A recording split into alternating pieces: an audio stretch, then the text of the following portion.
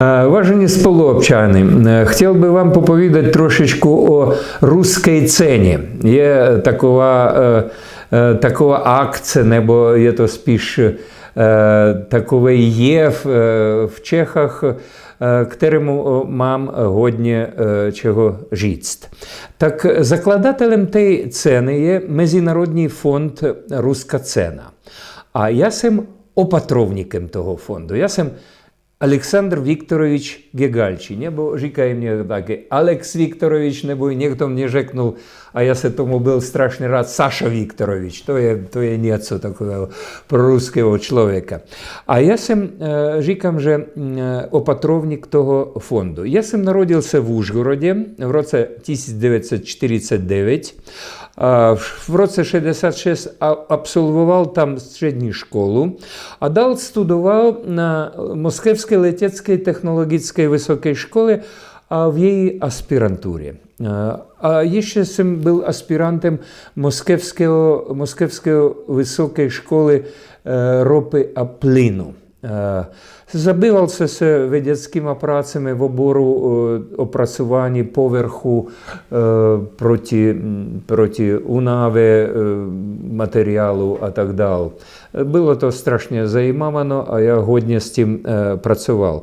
Já jsem studoval taky v centru Karla Duisberga v Mnichově jako top manažer ze Sovětského svazu a učili mi tam tržní hospodářství.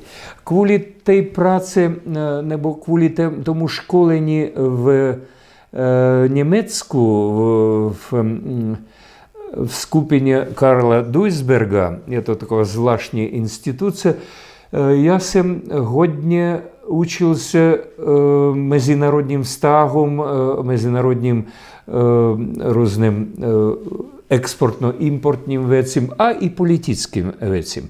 A navíc já jsem na začátku 90. let pokračoval v těch věcích mezinárodních s Evropskou unii a byl tam hodně takových zvláštních projektů. Jeden z nich byl TACIS, je to podpora tržního hospodářství v bývalém Sovětském svazu. A druhý fond byl FARE a byla to podpora tržního hospodářství ve východní Evropě. Takže já jsem měl něco přímo společného i s Českou republikou. A založili my tady firmu v roce 92, protože to bylo strašně důležité mít nějaké zázemí, kde by my sbírali německých, anglických, holandských partnerů. Byli u nás i Francouzi, byli u nás i Itálové a já jsem byl tam jakoby klíčová figura v práci s bývalým Sovětským svazem a konečně hodně pracoval i ve východním bloku. Bylo to, já jsem pracoval dál, já jsem naprosto odešel už z takové té politické práce a víc dal na obyčejný, dá se říct, obyčejný export-import. Bylo to velmi zajímavé, hodně pracoval v Čechách a hodně udělal pro český export do jiných zemí, hlavně do bývalého Sovětského svazu, ale taky do Německa, do Rakovska, do Itálie, do Polska, takže něčím přispěl. A protože dělají to i do dneska, tak to dá se říct, že já už tak 25 let něco udělal pro export z České republiky. Byl tam i import, ale toho bylo míň. Byla to strašně zajímavá práce. V něčem pokračuju i dneska. Ale to všechno mě dovolilo udělat, něco vydělat a mít peníze na ten projekt. Udělali mi ten projekt v maličké vesnice v Karpátách, je to Bukovcovo, a tam se sebral takový manšaft, který řekl, kluci, tak něco se děje špatného, nemůžeme vyvíjet rusínskou a ruskou literaturu, a rusínštinu a ruštinu na Podkarpatské Rusi, tak uděláme něco pro to. A my jsme sebrali se a udělali takový fond Ruská cena. Знято в Чештині Міжнародний фонд «Руська цена», мато русинський еквівалент Міжнародна фундація «Руська премія». В Руштині то зні яко «Русская Міжнародний фонд «Русская премія», англійський то зні International Fund Russian Prize. Ціле форми чинності того фонду. Своє послання фонд спрацює передусім в нав'язуванні розвою взаємно проспішних контактів в області культурного а сполеченського живота між обчани, маючих особні встаги з Подкарпатської Русі. Я сам рус родилий, але сам народився на Подкарпатській Русі. Але то знамена, że ku przykładu między naszymi laureatami są i ludzie, którzy nie są ani Rusini, ani już dneska Rusowie, którzy byli w innych ziemiach, ale którzy się przyspiewają wywoju tej wirtualnej podkarpackiej Rusi, wywoju kultury, badają w historii tej podkarpackiej Rusi. Tam hodnie zajmowanych rzeczy biegiem Первні Чеської Республіки, прото mamy годні камарадів між Чехами. Конечно, mamy і одного лауреата в Чехах, о чим будемо говорити трошечку пізніше. Co jeszcze działa ten fond? Fond zajmowany wytwarza prostřednik rozwoju rusińskiego a ruskiego języku w Europie. Wyglądała, aktywizuje a podporuje siły k napełnieniu tego celu. Snažíme sa každoročne zhromaždiť nejaké prostředky a udeliť najlepším autorom žijícím a tvořícím na takzvanej virtuálnej podkarpatskej Rusi. To práve náš takový pojem, virtuálnej podkarpatská Rus. Je to световому простору на интернету.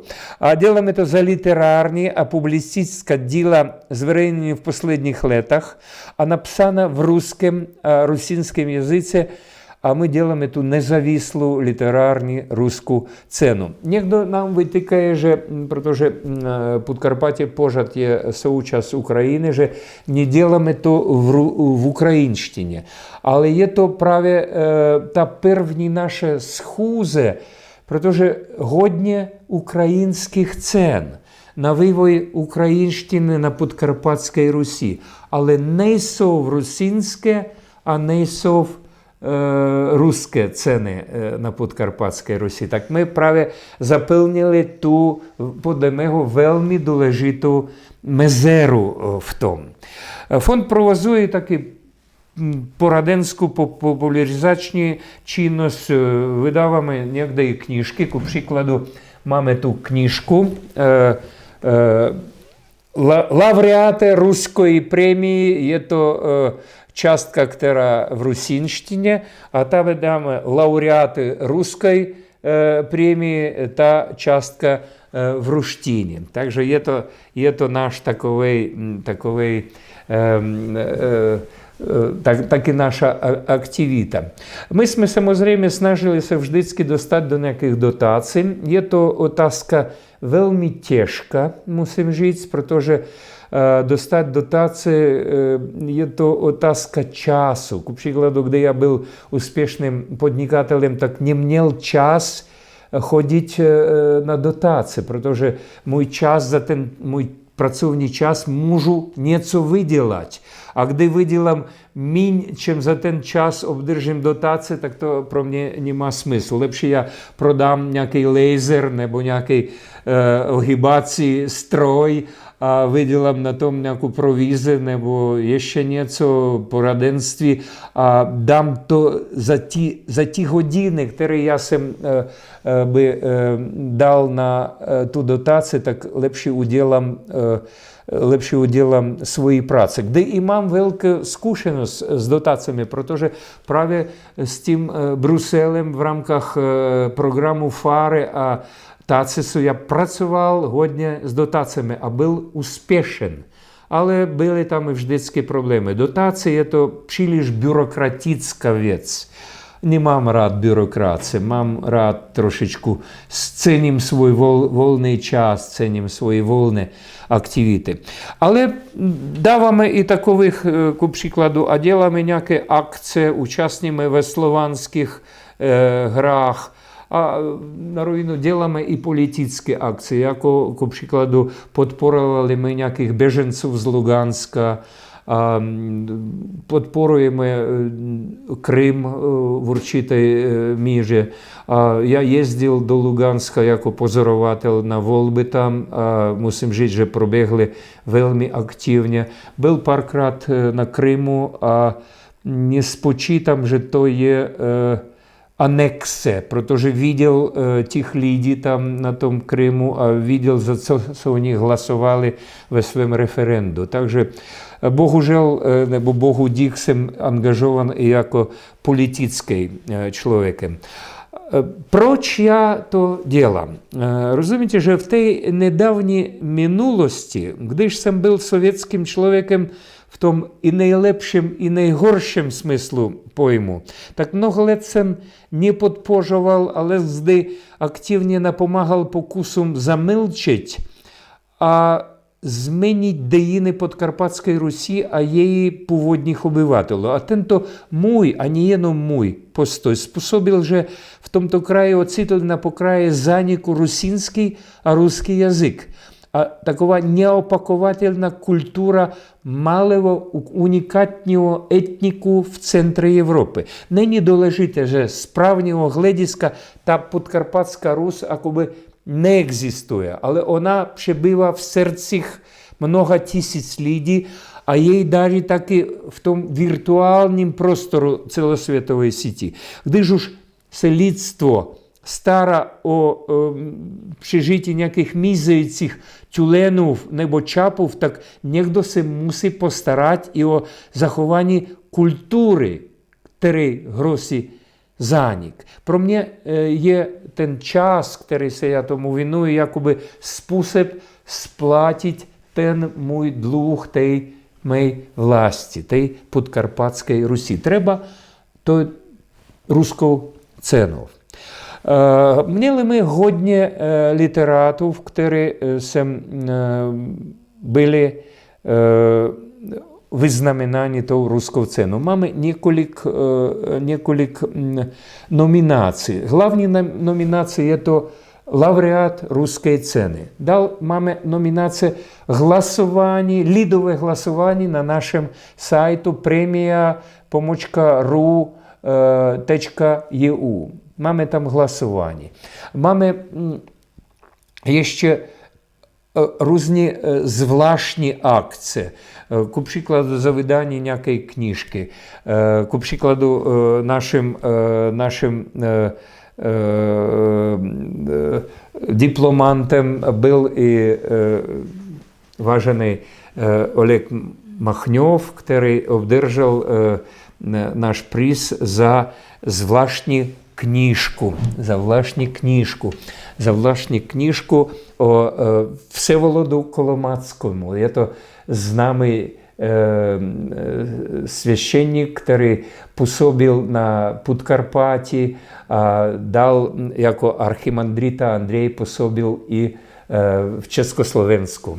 Je to velmi známá osobnost a священник Олег Махнев hodně udělal, żeby vysvětlil to Čechům a Rusům o tomto kusečku historii Podkarpatské Rusi a Československa. Já jsem rád, že kamarádím s ním a že mám možnost dělat i ten pohovor. Děkuji.